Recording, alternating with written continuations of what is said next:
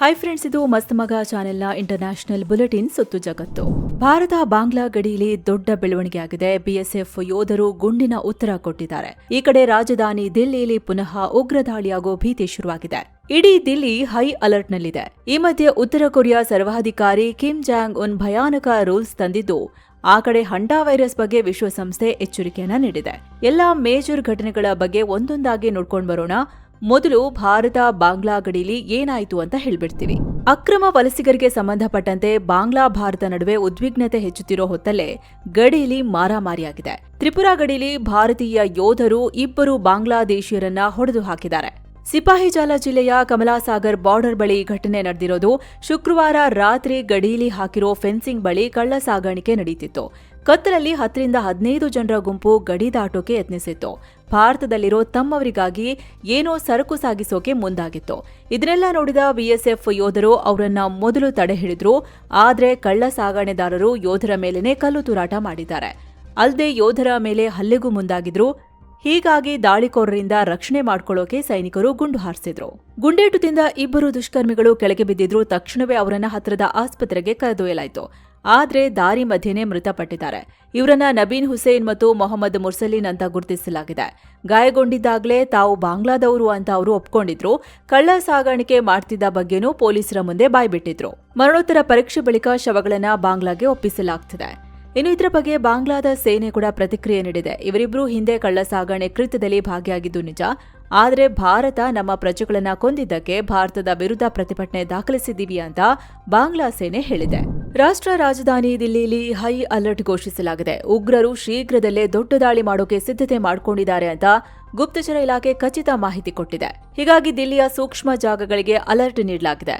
ಸರ್ಕಾರಿ ಕಟ್ಟಡಗಳು, ಮಾರುಕಟ್ಟೆಗಳು, ರಾಜಕೀಯ ಕಚೇರಿಗಳಿಗೆ ಭದ್ರತೆ ನೀಡಲಾಗಿದೆ. ಉಗ್ರರು ವಾಹನಗಳಲ್ಲಿ ಸ್ಫೋಟಕಗಳನ್ನು ತುಂಬಿ ಪುಲ್ವಾಮಾ ಮಾದರಿಯಲ್ಲಿ ದಾಳಿ ಮಾಡೋ ಹೊಂಚು ಹಾಕಿದ್ದಾರೆ. ಹೀಗಾಗಿ ದಿಲ್ಲಿಯಾದ್ಯಂತ ವಾಹನಗಳ ತಪಾಸಣೆ ತೀವ್ರಗೊಳಿಸಲಾಗಿದೆ. ಸ್ಫೋಟಕ ನಿಷ್ಕ್ರಿಯ ದಳ, ಶ್ವಾನದಳವನ್ನ ಅಲರ್ಟ್ ಆಗಿ ಇಡಲಾಗಿದೆ. ದಿಲ್ಲಿ ಅಗ್ನಿಶಾಮಕ ದಳಕ್ಕೂ ಆಕ್ಟಿವ್ ಆಗಿರಿ ಅಂತ ಸೂಚಿಸಲಾಗಿದೆ. ಅನುಮಾನ ಬರೋ ವ್ಯಕ್ತಿಗಳು ಹಾಗೂ ವಾಹನಗಳ ಮೇಲೆ ಹೆಚ್ಚಿನ ನಿಗಾ ಇಡಲಾಗಿದೆ. ಹಿರಿಯ ಅಧಿಕಾರಿಗಳು ನಿರಂತರವಾಗಿ ಪರಿಸ್ಥಿತಿಯನ್ನ ಮೇಲ್ವಿಚಾರಣೆ ಮಾಡ್ತಿದ್ದಾರೆ. ಇಡೀ ಭದ್ರತೆಯ ಉಸ್ತುವಾರಿ ನೋಡ್ಕೊಳ್ತಿದ್ದಾರೆ ಅನ್ನೋ ಮಾಹಿತಿ ಸಿಕ್ಕಿದೆ. ಇನ್ನು ಕಾಶಿ, ಅಯೋಧ್ಯೆ, ತ್ರಿವೇಣಿ ಸಂಗಮ ಹೋಗಬೇಕು ಅನ್ನೋರಿಗೆ 7 ಸ್ಯಾಂಡ್ಸ್ ಕಡೆಯಿಂದ ಒಳ್ಳೆ ಆಫರ್ ಇದೆ. ಹಿರಿಯ ನಾಗರಿಕರಿಗೆ ಸ್ಪೆಷಲ್ ಕೇರ್ ತಗೋತಾರೆ. ಆರಾಮಾಗಿ ಹೋಗಿ ಬರ್ಬೋದು. ಆಸಕ್ತರು ಕೆಳಗಿರೋ ನಂಬರ್ಗೆ ಕಾಲ್ ಮಾಡಿ ಟಿಕೆಟ್ ಬುಕ್ ಮಾಡ್ಕೊಳ್ಳಿ. ಇನ್ನು ಉತ್ತರ ಕೊರಿಯಾ ಸರ್ವಾಧಿಕಾರಿ ಕಿಮ್ ಜಾಂಗ್ ಉನ್ ಭಯಾನಕ ರೂಲ್ಸ್ ತಂದಿದ್ದಾರೆ. ಈಗ ತಮ್ಮ ದೇಶದ ನ್ಯೂಕ್ಲಿಯರ್ ಪಾಲಿಸಿಯನ್ನ ಚೇಂಜ್ ಮಾಡಿದ್ದಾರೆ. ಇದರ ಪ್ರಕಾರ ಇನ್ಮೇಲೆ ಕಿಮ್ ಜಾಂಗ್ ಉನ್ರನ್ನ ಯಾರಾದ್ರೂ ಕೊಂದ್ರೆ ಆಟೋಮೆಟಿಕ್ ಆಗಿ ಅಣುದಾಳಿ ಆಗತ್ತೆ. ಅಷ್ಟೇ ಅಲ್ಲ, ಶತ್ರುಗಳು ಉತ್ತರ ಕೊರಿಯಾದ ಯಾವುದೇ ಮೂಲಸೌಕರ್ಯದ ಮೇಲೆ ದಾಳಿ ಮಾಡಿದ್ರೂ ಅಣುದಾಳಿ ಮಾಡೋಕೆ ಅವಕಾಶ ಇರೋ ತರ ರೂಲ್ಸ್ ತರಲಾಗಿದೆ. Command system, military head quarters, nuclear communication system ಹೀಗೆ ಯಾವುದರ ಮೇಲೆ ದಾಳಿ ಮಾಡಿದ್ರೂ ಅಣುದಾಳಿ ಆಗತ್ತೆ. ಮಾರ್ಚ್ನಲ್ಲಿ ನಡೆದ ಸಭೆಯಲ್ಲಿ ಈ ನಿರ್ಧಾರ ತಗೊಳ್ಳಲಾಗಿದೆ ಅಂತ ದಕ್ಷಿಣ ಕೊರಿಯಾ ಇಂಟೆಲಿಜೆನ್ಸ್ ಮಾಹಿತಿ ಕೊಟ್ಟಿದೆ. ಇದಕ್ಕೆ ಇರಾನ್ ಮೇಲಿನ ದಾಳಿ ಕಾರಣ ಎನ್ನಲಾಗ್ತಿದೆ. ಇತ್ತೀಚೆಗೆ ಅಮೆರಿಕ ಮತ್ತು ಇಸ್ರೇಲ್ ಸೇರಿ ಇರಾನ್ನಲ್ಲಿ ಅನೇಕ ನಾಯಕರನ್ನ ಹತ್ಯೆ ಮಾಡಿದ್ರು. ಸುಪ್ರೀಂ ಲೀಡರ್ ಆಯತೊಲ್ಲಾ ಅಲಿ ಖಮೇನಿರನ್ನ ಮುಗಿಸಿದ್ರು. ಸೊ ಮುಂದೆ ಕಿಮ್ ಕೂಡ ಟಾರ್ಗೆಟ್ ಆಗ್ಬೋದು ಅನ್ನೋ ಭೀತಿ ಅಲ್ಲಿನ ಆಡಳಿತಕ್ಕೆ ಇದೆ. ಹೀಗಾಗಿ ಕೂಡಲೇ ಎಚ್ಚೆತ್ತುಕೊಂಡು ಉತ್ತರ ಕೊರಿಯಾ ನಿರ್ಧಾರ ಮಾಡಿದೆ. ಹಾಗ್ ನೋಡಿದ್ರೆ ಕಿಮ್ನ ಮುಟ್ಟೋದು ಅಮೆರಿಕಾಗೆ ಈಗಲೂ ಸುಲಭ ಇಲ್ಲ. ಖಮೇನಿ ಹತ್ಯೆ ಮಾಡೋಕೆ ಇಸ್ರೇಲ್ ಮತ್ತು ಅಮೆರಿಕಗಳು ಟ್ರಾಫಿಕ್ ಸಿಗ್ನಲ್, ಸಿಸಿಟಿವಿ ಬಳಸಿದ್ವು. ಹಾಗೆ ಹ್ಯೂಮನ್ ಇಂಟೆಲಿಜೆನ್ಸ್ ಕೂಡ ಅಲ್ಲಿ ಕೆಲಸ ಮಾಡಿತ್ತು. ಆದ್ರೆ ಉತ್ತರ ಕೊರಿಯಾದಲ್ಲಿ ಇದೆಲ್ಲ ಈಸಿ ಇಲ್ಲ. ಅಲ್ಲಿ ಇಂಟರ್ನೆಟ್ ಮತ್ತು ಸಿಸಿಟಿವಿ ಬಳಕೆ ಬಹಳ ಕಡಿಮೆ. ದೇಶಕ್ಕೆ ಬರೋ ಹೊರಗಿನವ್ರ ಮೇಲೆ ತೀವ್ರ ನಿಗಾ ಇರುತ್ತೆ. ಕಿಮ್ ವಿಮಾನದ ಬದಲು ಟ್ರೈನ್ ಬಳಸ್ತಾರೆ. ಯಾವಾಗ್ಲೂ ಅವ್ರ ಸುತ್ತ ಅತ್ಯಂತ ಬಿಗಿ ಭದ್ರತೆ ಇರುತ್ತೆ. ಇಷ್ಟಾದ್ರೂ ಮುಂದೆ ತನ್ನ ಬಗ್ಗೆ ಯೋಚನೆ ಮಾಡೋಕು ಭಯ ಪಡಬೇಕು ಅನ್ನೋ ರೀತಿ ಕಿಮ್ ಈ ರೂಲ್ಸ್ ತಂದಿದ್ದಾರೆ. ಇರಾನ್ ಮೇಲೆ ವಾಯು ದಾಳಿ ನಡೆಸೋಕೆ ಇಸ್ರೇಲ್ ಮಾಡಿದ್ದ ದೊಡ್ಡ ಪ್ಲಾನ್ ಈಗ ಬಯಲಾಗಿದೆ. ಇರಾನ್ ಮೇಲೆ ಏರ್ ಆಪರೇಷನ್ ನಡೆಸೋಕೆ ಇಸ್ರೇಲ್ ಇರಾಕ್ ಒಳಗೊಂದು ಸೀಕ್ರೆಟ್ ಮಿಲಿಟರಿ ಬೇಸ್ ನಿರ್ಮಿಸಿದೆ ಅಂತ ಅಮೆರಿಕದ ವಾಲ್ ಸ್ಟ್ರೀಟ್ ಜರ್ನಲ್ ರಿಪೋರ್ಟ್ ಮಾಡಿದೆ. ಇರಾಕ್ನ ಪಶ್ಚಿಮ ಭಾಗದಲ್ಲಿರೋ ಮರುಭೂಮಿ ಪ್ರದೇಶದಲ್ಲಿ ಈ ಬೇಸ್ ಇದೆ. ಕಳೆದ ಫೆಬ್ರವರಿ ಅಂದ್ರೆ ಇರಾನ್ ಸಂಘರ್ಷ ಶುರುವಾಗೋಕ್ಕೂ ಸ್ವಲ್ಪ ಟೈಮ್ ಮುಂಚೆ ಇದನ್ನ ಕಟ್ಟಲಾಗಿತ್ತು. ಇದರಲ್ಲಿ ಇಸ್ರೇಲ್ನ ವಿಶೇಷ ಪಡೆ, ಲಾಜಿಸ್ಟಿಕ್ ಟೀಮ್ ಮತ್ತು ಸರ್ಚ್ ಅಂಡ್ ರೆಸ್ಕ್ಯೂ ಯೂನಿಟ್ಗಳಿವೆ. ಇಲ್ಲಿಂದ ಇರಾನ್ ಮೇಲೆ ದಾಳಿ ಮಾಡೋಕೆ ಇಸ್ರೇಲ್ ಏರ್ಕ್ರಾಫ್ಟ್ಗಳು ಆಪರೇಟ್ ಆಗ್ತಿದ್ವು ಎನ್ನಲಾಗಿದೆ. ಗಮನಿಸಬೇಕಾದ ಅಂಶ ಅಂದ್ರೆ ಇಸ್ರೇಲ್ನ ಬೇಸ್ ಇರೋ ವಿಚಾರ ಖುದ್ದು ಇರಾಕ್ಗೆ ಗೊತ್ತಿಲ್ಲ. ಒಮ್ಮೆ ಅಲ್ಲಿನ ಸ್ಥಳೀಯ ಕುರಿಗಾಹಿಯೊಬ್ಬ ಆ ಜಾಗದಲ್ಲಿ ಸೇನಾ ಚಟುವಟಿಕೆ ಗಮನಿಸಿ ಮಾಹಿತಿ ನೀಡಿದ್ದ. ತಕ್ಷಣವೇ ಮಾರ್ಚ್ನಲ್ಲಿ ಇರಾಕ್ ಸೇನೆ ಅಲ್ಲಿಗೆ ದೌಡಾಯಿಸಿತ್ತು.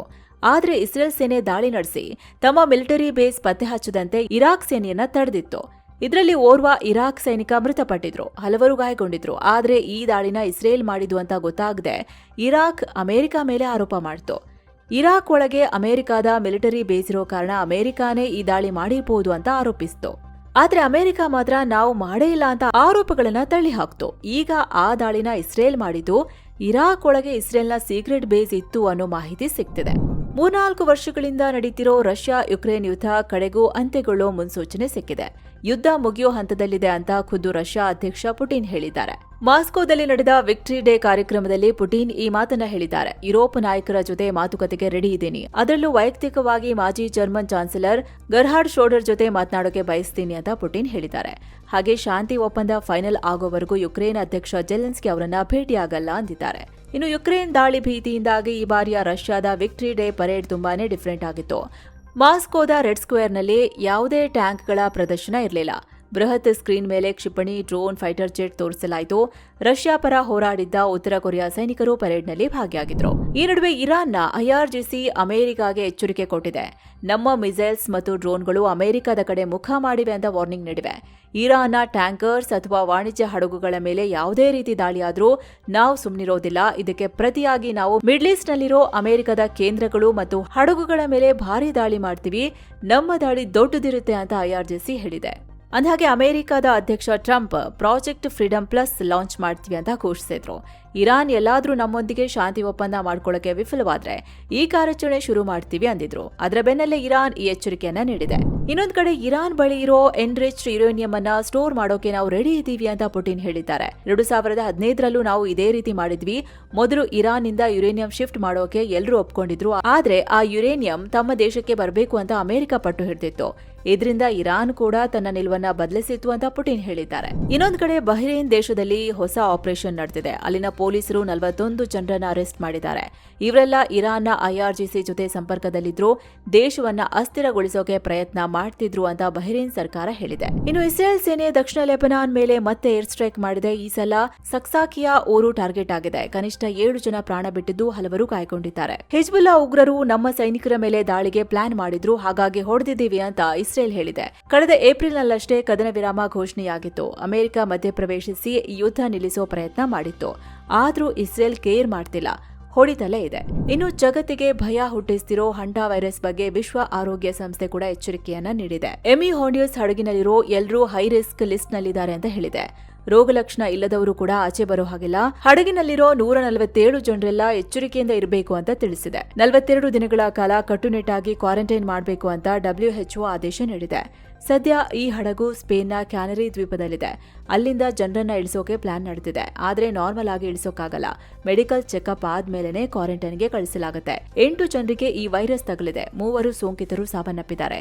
ಏನಿದು ಹಂಟಾ ವೈರಸ್? ಇದರ ಬಗ್ಗೆ ಈ ಹಿಂದೆನೆ ವಿಶೇಷ ವಿಡಿಯೋದಲ್ಲಿ ಹೇಳಿದೀವಿ, ನೀವು ಅದನ್ನ ಚೆಕ್ ಮಾಡಬಹುದು. ಪಾಕಿಸ್ತಾನದಲ್ಲಿ ಐಎಂಪಿ ಅಥವಾ ಇತೆಹಾದ್ ಉಲ್ ಮುಜಾಹಿದೀನ್ ಸಂಘಟನೆ ದೊಡ್ಡ ದಾಳಿ ಮಾಡಿದೆ. 11ಕ್ಕೂ ಹೆಚ್ಚು ಪೊಲೀಸರು ಸಾವನ್ನಪ್ಪಿದ್ದಾರೆ. ಖೈಬರ್ ಪಂಕ್ತುಕ್ವಾ ಪ್ರಾಂತ್ಯದ ಬನ್ನು ನಗರದ ಪೊಲೀಸ್ ಚೆಕ್ ಪೋಸ್ಟ್ ನಲ್ಲಿ ಈ ಘಟನೆಯಾಗಿದೆ. ಸ್ಫೋಟಕ ತುಂಬಿದ ಕಾರನ್ನ ನುಗ್ಗಿಸಿ ಈ ಅಟ್ಯಾಕ್ ಮಾಡಲಾಗಿದೆ. ಈ ಘಟನೆ ಇಡೀ ಪಾಕಿಸ್ತಾನವನ್ನೇ ಬೆಚ್ಚಿ ಬೀಳಿಸಿದೆ. ಆಸ್ಪತ್ರೆಗಳಲ್ಲಿ ಎಮರ್ಜೆನ್ಸಿ ಘೋಷಣೆ ಮಾಡಲಾಗಿದೆ. ಗಾಯಾಳುಗಳ ಸಂಖ್ಯೆ ಕೂಡ ದೊಡ್ಡ ಪ್ರಮಾಣದಲ್ಲಿದೆ. ಇನ್ನು ಮಾಲಿ ದೇಶದಲ್ಲಿ ಉಗ್ರ ದಾಳಿಯಾಗಿ 70 ಜನ ಸಾವನ್ನಪ್ಪಿದ್ದಾರೆ, ಹಲವರು ಗಾಯಗೊಂಡಿದ್ದಾರೆ. ಏಕೆ ಉಗ್ರ ಸಂಘಟನೆಗೆ ಲಿಂಕ್ ಹೊಂದಿರೋ JNIM ಸಂಘಟನೆ ಈ ದಾಳಿ ಮಾಡಿದೆ. ಹಿಂಸಾಚಾರ ಹೆಚ್ಚಾಗ್ತಿದ್ದಂತೆ ಮಾಲಿಯಿಂದ ರಷ್ಯಾ ಸೈನಿಕರು ಕೂಡ ವಾಪಸ್ ಆಗಿದ್ದಾರೆ. ಉಗ್ರರು ರಾಜಧಾನಿ ಬಮಾಕೋಗೂ ನುಗ್ಗೋ ಭೀತಿ ಇದೆ.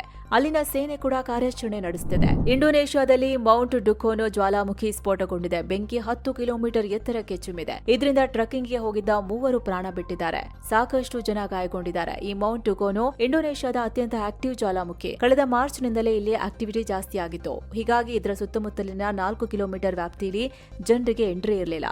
ಆದರೂ ಚಾರಣಿಗರು ದುಸ್ಸಾಹಸ ಮಾಡಿ ಪ್ರಾಣ ಕಳ್ಕೊಂಡಿದ್ದಾರೆ. ಹಂಗೇರಿ ದೇಶದಲ್ಲಿ ದೊಡ್ಡ ಬದಲಾವಣೆಯಾಗಿದೆ. ವಿಕ್ಟರ್ ಓರ್ಬನ್ ಅವರ 16 ವರ್ಷಗಳ ಆಡಳಿತ ಮುಗಿದಿದೆ. ಹೊಸ ಪ್ರಧಾನಿಯಾಗಿ ಪೀಟರ್ ಮಗ್ಯಾರ್ ಅಧಿಕಾರ ಹಿಡಿದಿದ್ದಾರೆ. ಓರ್ಬನ್ ಅವರನ್ನ ಕೆಳಗಿಳಿಸೋದು ತುಂಬಾ ಕಷ್ಟ ಅಂತಿದ್ರು. ಆದ್ರೆ ಇತ್ತೀಚೆಗೆ ನಡೆದ ಚುನಾವಣೆಯಲ್ಲಿ ಪೀಟರ್ ಅವರ ತಿಸಾ ಪಾರ್ಟಿ ಕ್ಲೀನ್ ಸ್ವೀಪ್ ಮಾಡಿದೆ. ಸೊ ಮುಂದೆ ಹಂಗೇರಿ ಯುರೋಪಿಯನ್ ಯೂನಿಯನ್ ಸಂಬಂಧ ಚೆನ್ನಾಗಾಗೋ ನಿರೀಕ್ಷೆ ಇದೆ. ಹಿಂದಿನ ಸರ್ಕಾರ ರಷ್ಯಾ ಜೊತೆಗೆ ಚೆನ್ನಾಗಿತ್ತು. ಸೊ ಫ್ರೆಂಡ್ಸ್, ಇದಾಗಿತ್ತು ಇವತ್ತಿನ ಜಗತ್ತಿನ ಸುತ್ತಾಟ. ಇನ್ನು ವಿಡಿಯೋ ಕೆಳಗೆ ಜಾಯಿನ್ ಆಪ್ಷನ್ ಇದೆ, ಆಸಕ್ತರು ಜಾಯಿನ್ ಆಗಬಹುದು. ಇದರಿಂದ ನಿಮಗೆ ವಿಶೇಷ ವಿಡಿಯೋಗಳು ಸಿಗುತ್ತೆ. ಹಾಗೆ ನಮ್ಮ ತಂಡಕ್ಕೆ ಬೆಂಬಲ ಕೊಟ್ಟಂತೆಯೂ ಆಗುತ್ತೆ. ಆಸಕ್ತರು ಕನ್ಸಿಡರ್ ಮಾಡಬಹುದು. ಹೀಗೆ ಮತ್ತೆ ಭೇಟಿ ಆಗ್ತಿರೋಣ. ನಮಸ್ತೆ.